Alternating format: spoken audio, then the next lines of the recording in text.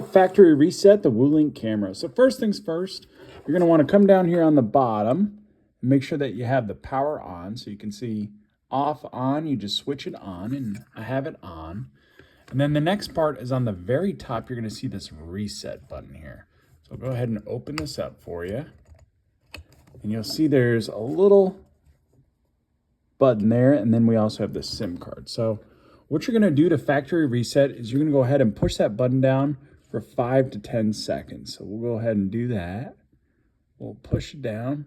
I'm using this little tool so I can, or a little nail so I can hold it down. Restore factory settings. Please don't power off. There you go. So you'll hear it talk to you.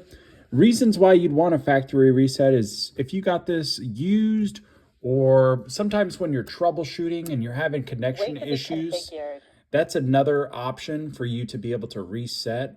So those would be some of the reasons to reset. If you're having configuration issues, setup, it's a new device that's been used before, always go to that reset. Well, guys, if you have any questions, let me know, and thanks for watching.